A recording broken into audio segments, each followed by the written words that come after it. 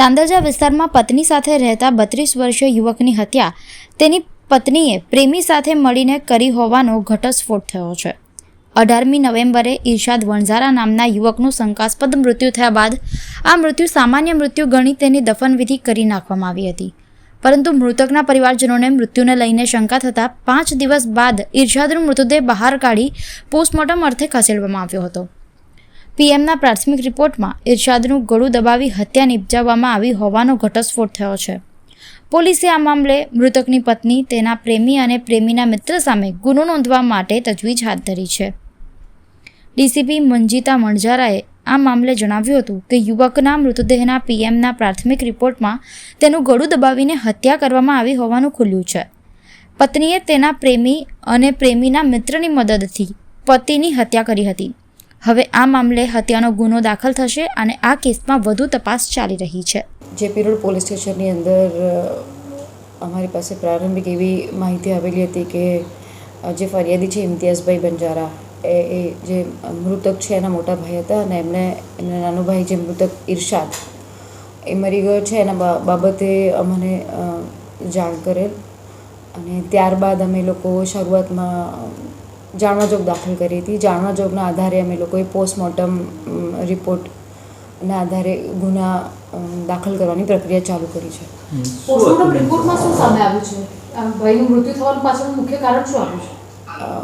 પરિવારજનોને એટલે કે આ જે મૃતક છે ઇરશાદ એના મોટા ભાઈને શંકા ગયેલી કે એનો નાનો ભાઈ છે જે મૃતક એ 30-32 વર્ષની ઉંમરનો છે અને એવું એને શારીરિક કોઈ તકલીફ નહોતી, તો અચાનક આવું હાર્ટ એટેકનું મૃત્યુ કેવી રીતે થયું તે બાબતે શંકાની ઉપજાવતા એણે એની પત્નીની એટલે કે જે મૃતક છે એની વાઈફ ગુલબાનો એનું વર્તન પણ જોતાં શંકા જતાં એને મોટા ભાઈએ અમારી પાસે આવીને આ અંગે જાણ કરી કે આ મૃત્યુ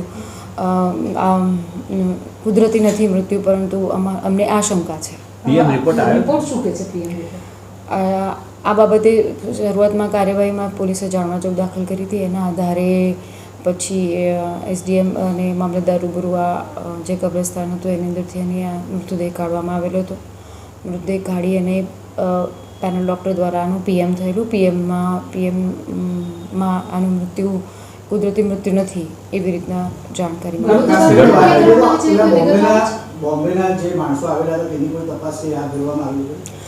હા, આ મૃત્યુ કેવી રીતે થયું છે એના શું કારણો છે પ્રારંભિક પીએમની રિપોર્ટ આવેલો છે।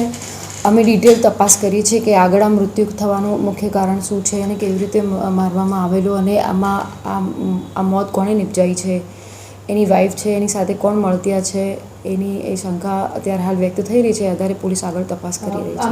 મૃતકની પત્નીની અત્યારે પ્રારંભિક પૂછપરછની અંદર એને કબૂલ્યું છે ખરું કે હા, એની પ્રારંભિક પૂછપરછમાં એ કહી રહી છે કે એને એના પ્રેમી સાથે મળીને એના પતિની હત્યા કરી એવાનો પ્રયત્ન કર્યો છે। બેન, ગેરની ગોળી કંઈ આપીને પછી આ કૃત્ય આચર્યું છે, સાચી વાત છે? એવું કંઈ કબૂલાત? હા, એ આગળ તપાસમાં અમે લોકો તપાસ કરી રહ્યા છે કે એને આ મૃત્યુ નિપજાવવા માટે એણે કયા સ્ટેપ કરેલા છે, કેવી રીતે એને માર્યું છે, ગળે ફાંસો આપ્યો હતો કે અત્યારે કોઈ દવા આપી છે કે એ તપાસનો વિષય છે। અત્યારે કેટલા આરોપીઓને આપણે અટક કરી છે ધરપકડ? અત્યારે હાલ જે એની પત્ની છે ગુલબાનો એને અમે લોકોએ એની અટક કરવાની કાર્યવાહી ચાલુ કરી છે।